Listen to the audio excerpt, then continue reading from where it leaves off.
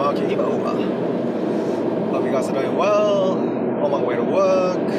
Feel refreshed. Feels good. Today, still don't know what I'm going to talk about yet. I still don't know. But a couple things that came out of my mind this morning is about my first book that kind of changed my thinking in all aspect of this kind of a neutral momentum of life.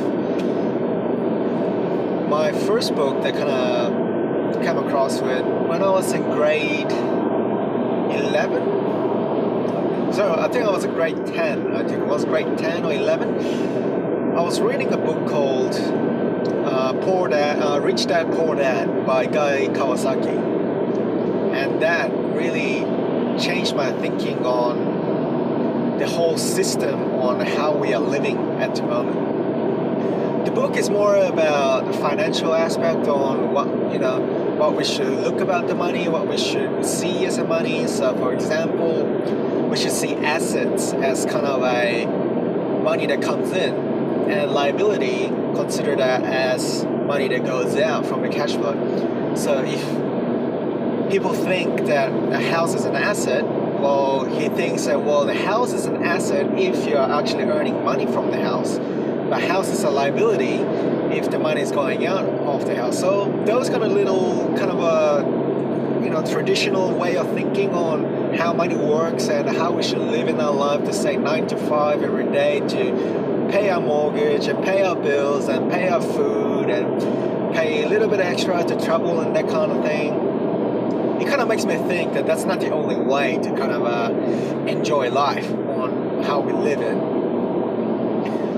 So that made a big change. Since I read that, my whole thinking of money and lifestyle have really dramatically changed.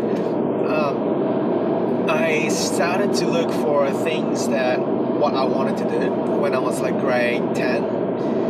And the answer that came out is that I want to become an architect. I want to become an architect because I was good at this.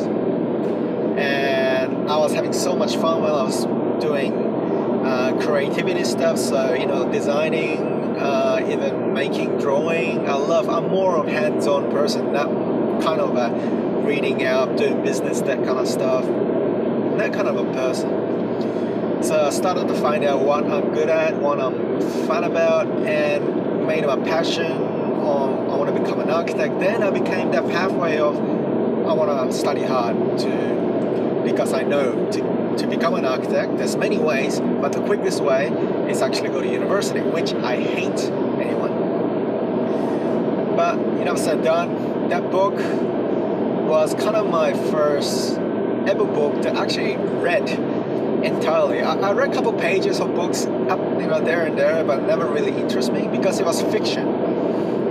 But that book is more kind of a reality that what's happening at the moment, what's people's education at the moment, and I was falling into everything what he said. I was like, it is true, it is true, it is true. Like, I am actually going in a path of that I don't want to be in. But he kind of realized it in a very basic way to say, living a lifestyle, earning money, it's important, but you gotta stay away from the rat race that we're currently in. And in terms of rat race, it's pretty much, as I mentioned before, you get up early and go to work at 9 to 5 and you do that repeatedly until you pay your mortgage and that kind of thing, until when you're retired, 65. And by the time when you reach 65, I don't want to be that person that, okay, I have time now, but I don't have energy and to do something. I said, no, I don't want to be that guy, right? So he did really change my pathway of my life. That he encourages to think differently rather than just work, become an employee. He kind of say in a way that, okay, to actually get away from that, you need to have a control in your life. I'll say, okay, to be able to have a control in your life, you either to invest or you actually became an entrepreneur. And since then, right? Reading all that book. There's so many. It's quite deep. That book. It is quite deep, and it's not that long. It's about 250 pages, but it's very simple and well written. But since then, my thoughts of becoming an entrepreneur became much stronger and stronger and stronger. And I read that book a couple times, 3 times, just to refresh my mind. And every time I read it, I feel like, oh yeah, I learned something new, even though I read it like twice or 3 times. Because I'm more mature, so I actually kind of can reflect my current lifestyle in the book and find out the problems and find out the successes that I am actually in. But every time I read it, it kind of makes me feel like, I want to be a entrepreneur.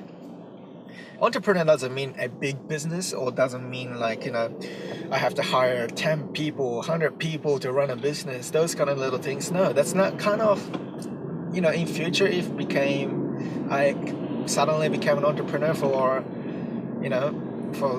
some reason, I would love to have people working with me.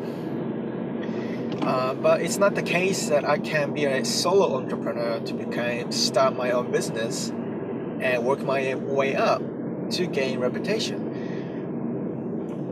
The fact that since I read the book, I hate the concept of working for someone else. I'm really not a big fan of working for someone else, because I will feel limited on how far I can achieve, how far, even failures, I need to feel the failures. For example, if I start my own entrepreneur, suddenly I'm making a huge success, but suddenly I hit rock bottom, right? Should I give up, or should I fix this, or should I don't know the answer yet, because I'm not into that stage. But it's all about experience, right? By working for someone else, you gain experience, but in a certain limit of that, you will feel, I don't think I can learn any more further than this, that I'm actually doing repeatedly, doing the same thing over and over and over and over again. At the moment, I'm currently working in a firm which I still love to work, because I'm learning every day. I'm learning something new every day, because I'm still learning the process of being an architect, right? So that's fine. If you're feeling, that's why I'm not in a rush to become an entrepreneur, because to become an entrepreneur, I need to actually have small steps, little by little, gain confidence, know what I'm talking about, know how to design, know how to do a presentation properly, know what to present to the client with the drawings and those kind of little things. The essential things, I need to learn that from work, just to gain experience and just to see what other people do. Every place that I'm working in, it's like complete different style. And eventually I will able to find my own style to say, okay, this is me. I think I'm ready. I think I have enough experience to move this forward. And I'm ready to take the next step. Okay, let's start something. Then I will start slowly. Even in if I have a house, I will start from a basement. Probably I take half of the basement as like my office. And turning into like kind of my workshop place, and bringing clients into my office and that kind of thing, and start to slow building my reputation from there. But at least I got out of that rat race of, I have my own control, even though I may be working more than it should. Or for example, I have to get up and work 9 to 5, but I need to go more than that. I have to go overtime. It's constantly I have to do something when I become an entrepreneur, but that is fine, because I am in control of that situation, right? If my work, not this work, but if suddenly I'm still an employee and still working as as a graduate architect, or registered architect from under someone, and still working 9 to 5 and overtime, extra 3 hours to get this done, or I won't feel that it's necessary in this life that I don't want to be in. I want to, if I'm going to do that, I want to do it for myself, right? I don't want to do it for someone else. It's, even though I love to help, you know, that's my responsibility. I will do it what I can, but there's a certain limit that I want to, if I'm going to work overtime, or if I'm going to do extra 3-4 hours every day, I will rather do that for myself rather than that for someone else, because by doing something for myself, I feel motivated. I feel motivated because I love what I'm doing. So I'm like, I'm not even worried that I'm actually working for extra 4 or 5 hours, because it's something that is my passion. But if I decided to work for someone else and working every day extra 4 or 5 hours, I will start to lose that passion. Then I'll be like, oh, you know, I feel so miserable. I feel like stuck in this office. I'm like not achieving anything. I'm just doing the same thing over and over and over again. I'm like, you know,